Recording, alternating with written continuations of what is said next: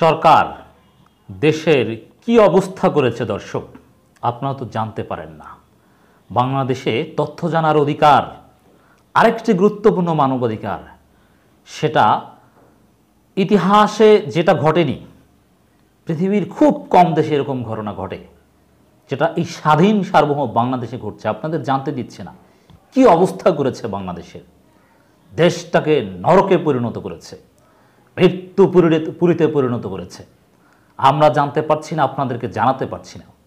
বাংলাদেশে internet blackout ইচ্ছাকৃতভাবে সরকার ষড়যন্ত্র করে তারা ভেবেছিল ইন্টারনেট বন্ধ করে মানুষকে সংগঠিত হওয়ার সুযোগ বা কমিউনিকেশন গ্যাপ তৈরির মাধ্যমে তারা ক্ষমতায় টিকে যেতে পারবে, কিন্তু না, এভাবে তো আর চলতে পারে না। আমরা আপনাদের জন্য বক্তব্য রেকর্ড করে রেখে দিয়েছি আপলোড করে। যখনই বাংলাদেশে ইন্টারনেট সচল হবে তখনই আপনারা এগুলো শুনতে পাবেন ইনশাআল্লাহ। বাংলাদেশের মিডিয়াগুলোর টেলিভিশন চ্যানেল, পেপার, পত্রিকা, এগুলো নানানভাবে আমরা খোঁজখবর নেওয়ার চেষ্টা করেছি। এগুলো বিশ্বাস করবেন না, মিডিয়াগুলো সেন্সর করা হয়েছে, সঠিক তথ্য প্রচার করতে দেওয়া হয়নি, মৃত্যুর সংখ্যা গোপন করা হচ্ছে। কিছু কিছু মিডিয়া চেষ্টা করছে কিছু কিছু তথ্য সঠিকভাবে প্রচার করার, কিন্তু তারাও সীমাবদ্ধতা স্বীকার করছে। মৃত্যুর যে হিসাব বিভিন্ন গণমাধ্যম দিচ্ছে, তারা বলছে যে আসলে বাস্তবতা অনেক বেশি, কিন্তু আমরা ইন্টারনেট ব্ল্যাকআউটের কারণে তথ্য সংগ্রহ করতে পারছি না।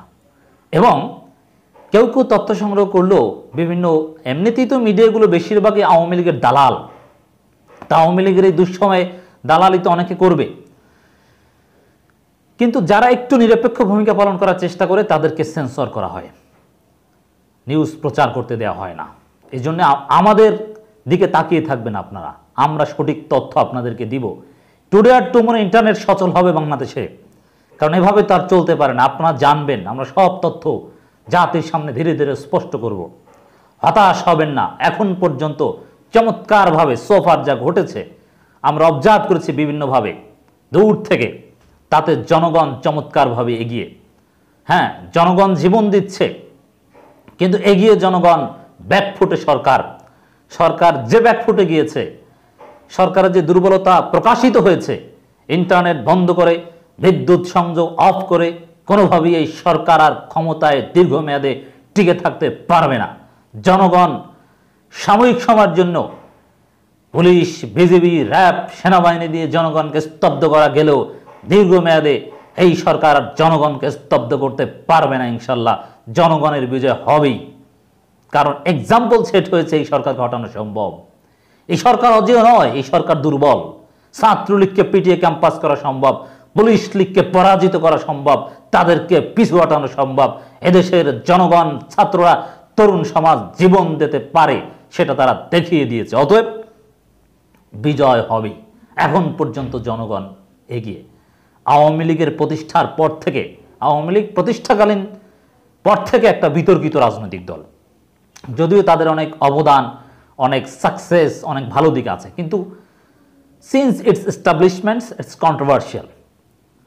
সেই আওয়ামী লীগের ইতিহাসে সবচাইতে, এমনকি ৭৪ সালের চাইতেও সবচাইতে ঘৃণিত সময় পার করছে এখন।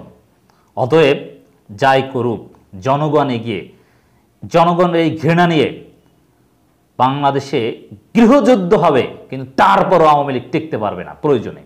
এতটাই ঘৃণার পাত্রে আওয়ামী লীগ পরিণত হয়েছে।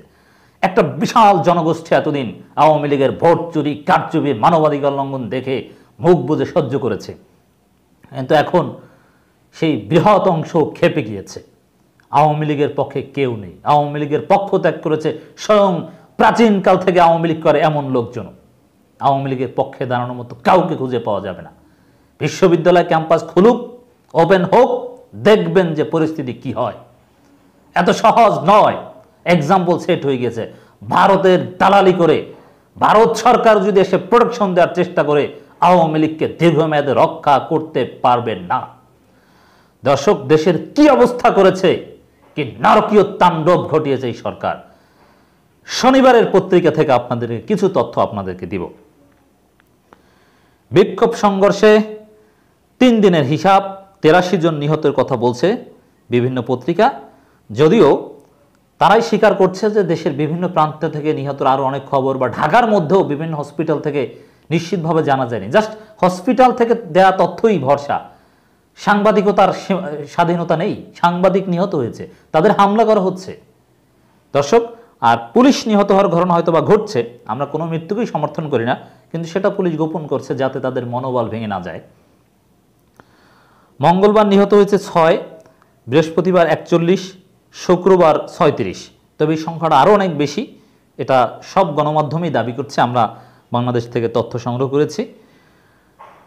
ঢাকায় শুক্রবার নিহত অন্তত 29, মানে অন্তত এই সংখ্যাটা আরও অনেক বেশি হতে পারে। ঢাকার বাইরে 7। বিক্ষোভ ও সহিংসতা দমনে আইনশৃঙ্খলা রক্ষাকারী বাহিনী বিপুল পরিমাণ কাঁদানে গ্যাসের শেল, রাবার বুলেট, ছররাগুলি, সাউন্ড গ্রেনেড নিক্ষেপ করে। যারা নিহত হয়েছে, হসপিটাল কর্তৃপক্ষ যেটা বলেছে, বেশিরভাগই ছররাগুলি, রাবার বুলেট এতেই নিহত হয়েছে। এর মানে এই মৃত্যুর জন্যে বিয়ন্ড রিজনেবল ডাউট সরকার, এই পুলিশ লীগ দায়ী। অতএব তাদের বিচার বাংলার মাটিতে একদিন না একদিন হবেই। শিক্ষার্থীরা কখনো এই মৃত্যুকে ক্ষমা করবে না। প্রত্যেকটা হিসাব নিকাশ করে করে বিচার হবে ইনশাল্লাহ। দর্শক, কারা জীবন দিয়েছে এই লড়াই, এই সংগ্রামে, এই দেশ বাঁচানোর এই লড়াইয়ে, মানুষ বাঁচানোর লড়াইয়ে, শিক্ষার্থী বাঁচানোর লড়াইয়ে কারা জীবন দিয়েছে? ছাত্ররা জীবন দিয়েছে। ইলেকট্রিক দোকানদার, ডেলিভারি ম্যান, একেবারে নিম্ন পদস্থ বা ছোট ছোট চাকরি করে খেটে খাওয়া মানুষ, নিম্ন মধ্যবিত্ত শ্রেণীর আমার বাংলার জনগণ জীবন দিয়েছে। এই জীবন, এই রক্ত কখনো ব্যর্থ হতে পারে না। দর্শক, গণমাধ্যম এভাবে শিরোনাম করেছে, আন্তর্জাতিক গণমাধ্যমে এভাবেও এসেছে, আমরা যেটা দেখেছি। ঢাকায় ব্যাপক সংঘর্ষ, পরিস্থিতি থমথমে, এবং যে ইতিহাস, হেলিকপ্টার থেকে সাউন্ড গ্রেনেড ও টিয়ার গ্যাস গুলি নিক্ষেপ করা হয়েছে। হেলিকপ্টার থেকে, চিন্তা করেছেন? কোনো হেলিকপ্টার থেকে কোনো সাউন্ড গ্রেনেড, টিয়ার শেলের মাধ্যমে এই সরকার আর রক্ষা পাবে না। এই জনগণ হত্যার, এই গণহত্যার targeted killing, it's called genocide. কারণ টার্গেট করে শিক্ষার্থীদেরকে সমূলে নির্মূল করার উদ্দেশ্যে এই সরকার Awami League, Chhatra League, police league, BGB league, RAB league এদেরকে জনগণের বিরুদ্ধে লেলিয়ে দিয়েছে। অতএব কোনো হেলিকপ্টার এদেরকে রক্ষা করতে পারবে না। হাজারো জনগণ জীবন দেওয়ার জন্য প্রস্তুত, আমরা প্রয়োজনে দেশে দেশে জীবন দেব, তারপরও এই সরকারকে রক্ষা করতে পারবে না ইনশাআল্লাহ। বিশ্ববিদ্যালয় খুলুক, কতদিন বন্ধ রাখবেন? ইন্টারনেট কতদিন বন্ধ রাখবেন? আপনারা না খেয়ে মরবেন।